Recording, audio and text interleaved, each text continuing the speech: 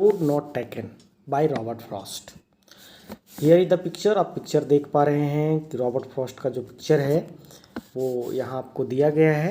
And this is the poet who has written this poem. आपकी class की first poem है the road not taken which has been written by Robert Frost. Robert Frost was an American poet. यह भी एक American poet थे जिनका birth 26 मार्च 1874 को हुआ था। डेथ 29 जनवरी 1963 को हुआ था। और पोएम को अच्छी तरह से अंडरस्टैंड आप कर सकें इसलिए मैं एक्सप्लेन करने से पहले आपको जो डिफ़िकल्ट वर्ड्स पोएम में आए हैं उसको मैंने यहाँ लिखा है। आप पोएम को पढ़ने से पहले अपनी कॉपी में इन सभी वर्ड्स को नोट करेंगे और जब मैं पोएम को एक्सप्लेन करूँगा तो पोएम के संदर्भ में, पोएम के कॉन्टेक्स्ट में जो चीज़ें आई हैं उसे आप यहाँ ग्रास्प करेंगे, समझेंगे। तो लेट अस बिगिन और देखते हैं पोएम में आगे क्या क्या चीज़ें हैं। The road not taken, as the title itself suggest, title खुद कह रहा है कि the road not taken. Road means आप सभी जानते हैं, नॉट टेकन मतलब जिस पर नहीं चला गया। This well known poem is about making choices. Poem के इंट्रोडक्शन की बात की जा रही है तो कहा जा रहा है कि यह जो एक प्रसिद्ध कविता है, रॉबर्ट फ्रॉस्ट की एक प्रसिद्ध कविता है, and many great personalities has liked this poem very much and followed the extract, followed the real meaning of the poem in their real life. अपने वास्तविक जीवन में भी लोगों ने इस पोएम के अर्थ को उतारा है। तो यह जो पोएम है अबाउट मेकिंग चॉइसेस है। हमारे जीवन में कई बार इस तरह की कठिन समस्या आती है जब हम लोग तय नहीं कर पाते कि हमें क्या करना है या नहीं करना है, जिसे हम लोग दुविधा की स्थिति कहते हैं।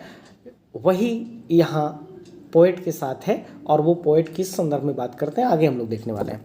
And the choices that shape us, shape का मतलब होता है निर्माण करना, आकार देना। और जो चॉइसेस, कुछ कभी कभी ऐसे निर्णय होते हैं हमारे जीवन में जो पूरे जीवन के परिस्थिति को बदल डालते हैं, पूरा सिनेरियो ही चेंज कर डालते हैं। तो Robert Frost is an American poet who rights simply, जो बड़ी साधारण भाषा में लिखते हैं। इनकी अगर लैंग्वेज की बात करें तो बड़ा सिंपल लैंग्वेज होता है। आप अगर पोएम का सिंपल मीनिंग, फेस मीनिंग जिसको कहते हैं, यानी जो वर्ड का जो मीनिंग है उसकी बात करें तो you can easily understand the poem, but he writes insightfully. Insightfully का मतलब होता है दूरदर्शिता से, यानी कविता जो शब्दों में बयां हो रही होती है, शब्दों के अर्थ के रूप में जो निकल कर आ रही होती है, वही अर्थ बिल्कुल नहीं होता है कविता का, और एक दूरदर्शिता रहती है कविता में, यानी एक अलग सा अर्थ होता है अबाउट कॉमन ऑर्डिनरी एक्सपीरियंसेस, यानी जीवन के साधारण चीज़ों को जो हमें अपनी दिनचर्या के फॉलो करते हुए मिल जाते हैं, उन्हीं अनुभवों पर आधारित एक कविता लिखते हैं, लेकिन उनका एक दूरगामी अर्थ होता है। तो चलिए अब सीधी बात करते हैं पोएम के स्टैंजास पर। पोएम का जो फर्स्ट स्टैंजा है that says two roads diverged in a yellow wood and sorry I could not travel both and be one traveller long I stood and looked on one as far as I could to where it bent in the undergrowth. Poet कहते हैं कि two roads यानी दो सड़कें, डाइवर्ज्ड मतलब निकलती हैं। जैसा कि आप यहाँ पिक्चर में देख रहे होंगे कि ऐसा पॉइंट है, एक ऐसी जगह है जहाँ से दो सड़कें एक जंगल में निकल रही हैं। यानी एक जंगल है। येलो वुड कहने का मतलब है कि this is the autumn season, पतझड़ का ऋतु है जब पेड़ों की पत्तियाँ झड़ने से पहले पीली पड़ गई हैं। और वुड का मतलब जंगल होता है, येलो का मतलब पीला होता है, और डाइवर्ज मीन्स फूटना होता है। तो दो सड़कें एक ऐसे जंगल से जिनकी पेड़ों की पत्तियाँ पीली हो गई हैं वहाँ से निकल रही हैं। और पोइट कहते हैं कि and sorry I could not travel both. Poet कहते हैं मुझे इस बात का दुख है कि मैं दोनों सड़कों पर नहीं ट्रैवल कर सकता था, नहीं यात्रा कर सकता था। एंड बी वन ट्रैवलर, चूँकि मैं एक ही यात्री था, लॉन्ग आई स्टूड, मैं लंबे समय तक खड़ा रहा, and look down as far as I could, और मैं सड़कों को, दोनों सड़कों को देखते रहा।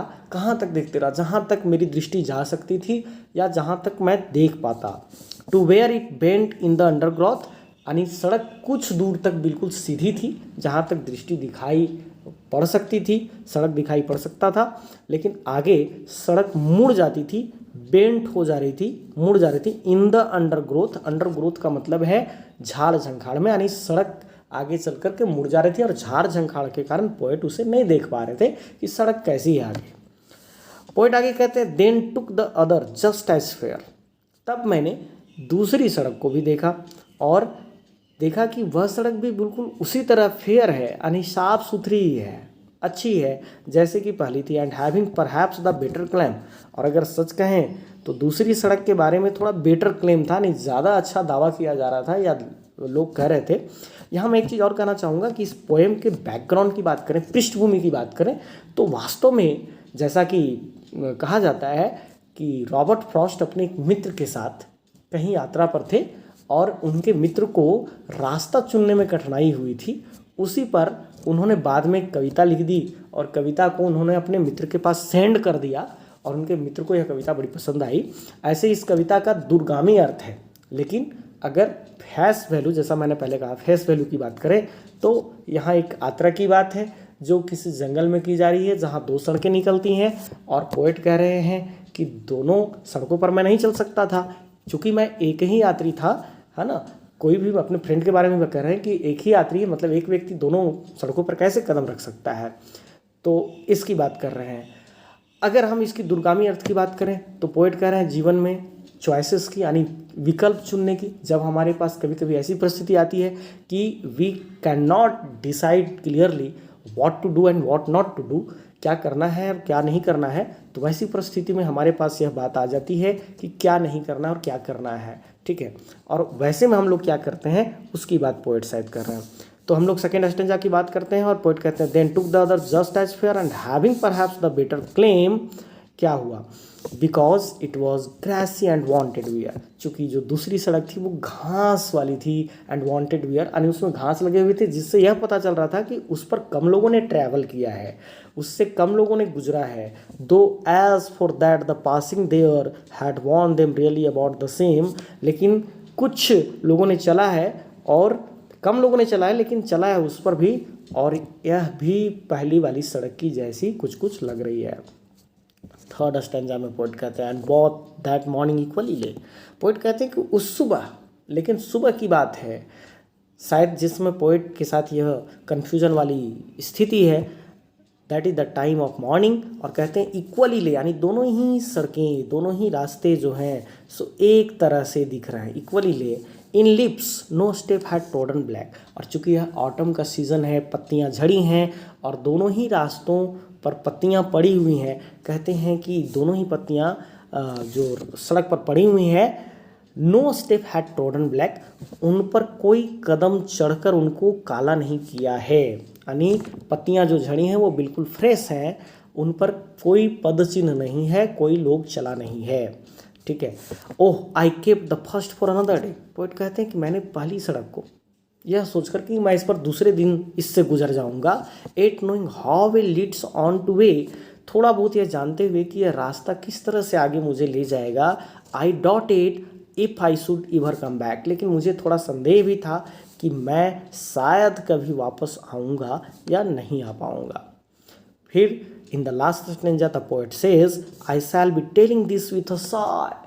पोएट कहते हैं कि लेकिन मैं आपको जो बताऊंगा वो बड़ा राहत के साथ बताऊंगा, बहुत ही एक साय ऑफ रिलीफ के साथ बताऊंगा। समवेयर एज एंड एसेंस, कहीं इस तरह कई वर्ष पूर्व, two roads diverged in a wood, दो रोड निकलते थे एक जंगल में, and I took the one less travelled by, और मैंने वो सड़क चुनी जो लेस ट्रेवल्ड बाई थी, यानी जिस पर कम लोगों ने ट्रैवल किया था।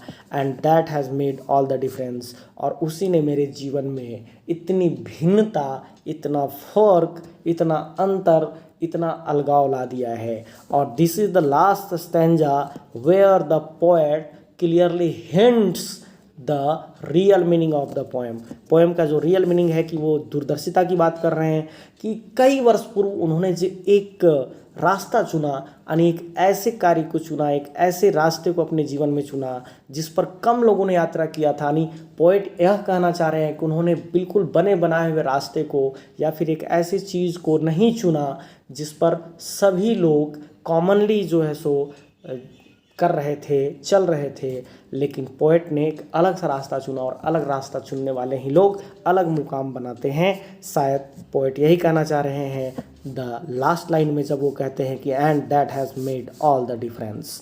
And I tried my level best to explain the poem, though I am not satisfied completely. I hope you would like this poem. Thank you very much.